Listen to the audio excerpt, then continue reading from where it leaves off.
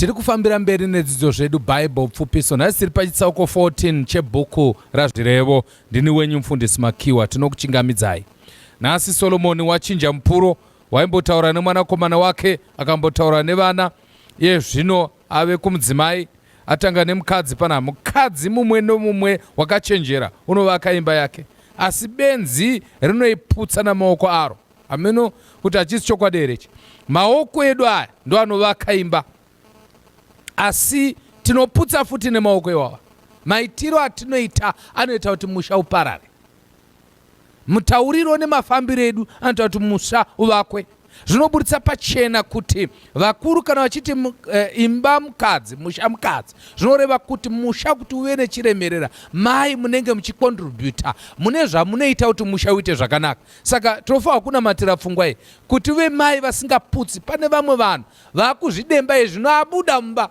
Vamanofunza kuti kubuda mumba kwakanaka, zvokuti kana abuda anoda kupinda, varimo vanoda kubuda but vasima vanoda kupinda. Dzidzira kuti kana panozoda kugadziriswa ngazvitaugwe, usaputse imba nemaoko ako. Verse 4, kana pasine nzombe chidyiro hachine chiro. Asi zvibereko zvizhinji zvinouya nesimba renzombe. Apa paitika chirabwa ndo yandadai. Zviri kureva kuti cherechedza kuti muchidyiro chako mune chekudya here, nzombe hapana. Kureva kuti vashandi vanofanirwa kuonekwa. Unofanira kuremekedza vasevenzi kuti muchidyiro muve nechekudya. Vazhinji vanobatira nzombe vachidya zvashandiwa nenzombe. Makamboona mombe ichirima here? Mamboona mombe here ichikaravhita munda kuti inoisiwa chaheki kuti isadle? Of course haifanirwa kudya ichi, but inofanirwa kuti yapedza kurima iwanewo mashanga ane chimunyu kutaridza kuti yange ichirima. Saka nzombe kana ichirima inofanirwa kuwana chekudya. Zvibereko zvizhinji zvinouya nesimba renzombe. Ndaidai verse 4, chapupu chakatendeka hachirevi nhema, asi chapupu chenhema chinobudisa mashoko enhema. Hei, ibva pamberi pebenzi. Iyo kai iri kurayira manje, ibva pamberi pebenzi, nokuti haungawani miromo yezivo kwaari. Ivhesi ya7 rikandimanye ndoenda pa12. Munhu unoziva nzira achiti yakanaka, unoona nzira achiti yakanaka, asi kuguma kwayo inzira dzerufu. Maiona kai, kunyange munhu angaseka hake moyo haungave neshungu, kuguma kwomufaro ndiko kuchema. It's a fact. Nzira dzedu dzatinoona uchenjerere kwaunofamba. Uno moyo unodzokera shure uchagutiswa nenzira dzake, asi munhu wakanaka uchagutiswa nezvakabva maari. Verse 17, unokurumidza kutsama uchaita novupenzi, uye munhu unofunga mano akaipa uchavengwa.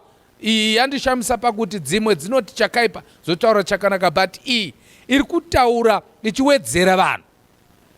Vasina mano vanogara nhaka yeupenzi, asi vakangwara vachadzikwa korona yezivo. Maiona kai, nyaya yehasha. Pane mwana ane hasha zvokuti vanopupuma furumba, hamugarike nehasha. Kwanzi iwewe une hasha dzakadaro uchaita noupenzi, uchazvidemba umwe musi. Vamwe vanhu vakazvidemba vave mukati memajere, vakuziva mani ndakazviitire noda kwehasha. Verse 20, murombo unovengwa kunyange nookwake, imi asi shamwari dzavafumi izhinji. Munhu anenge ari murombo anodiwa nani? Munhu akangoita chaita kufonegwa ndopawakuona ndikakuti tingaende here kukati, but kana usina chinhu hauendeswi. Akatoguta ndiye anoendeswa kuhotera kunodla. But murombo kwanza anovengwa nehama dzake chaidzo. Munoziva here kuti munhu anogona kurohegwa kuti murombo, kurohegwa kuti urombo hwako hwanyanya. Vedwe, ngatiregei kushandisa tsumo yakaipa kuti dzakakora dzinonanzvana. Ngationei vamwe vari kutambudzika tovabatsire. Kubata kwose kune batsiro, asi kungotaura nemuromo kunobereka kushayiwa.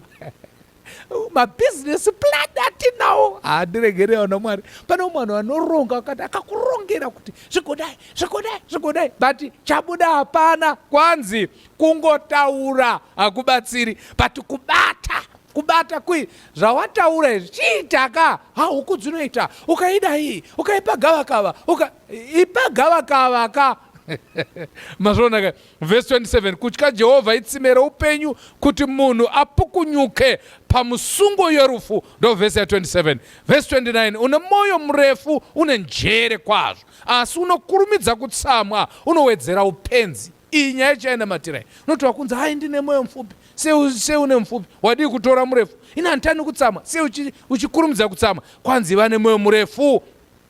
Vhesi ya 31, unomanikidza murombo unozvidza muiti wake. Iyo kana uchimanikidza murombo achimanikidzika nekuda kwokuti haasi kuwana mari dzake, uri kuzvidza Mwari ndiye akamuita.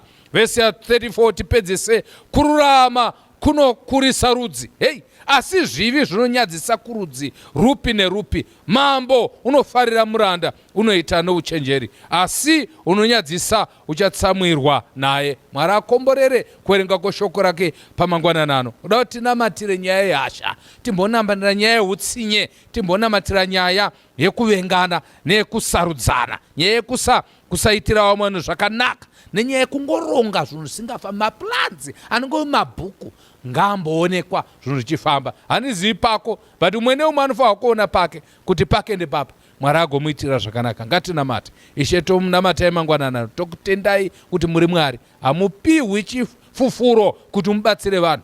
Komborerai vanhu venyu, bvisai matira hasha nekukasika kutsama. Baba ava vanohasha stereki, havasi kuonana namai nguva yareba, havasi kumbokurukura. Izvozvi hasha dzega, vana vari kushayiwa magariro akanaka mumba nehasha. Dzingai hasha baba, nekuti akatsamwa ndiSatani. Isu tinoda mufaro mukati medzimba dzedu. Ropafadzaiwo mazano, maplanzi ekufuma azere, but kuita kushoma. Ropafadzai changamire muzita raJesu tanamata, amen. Kana muda kunibata +263 772 204 766. Mwari akomborerei. Tosangana patsauko chinotevera.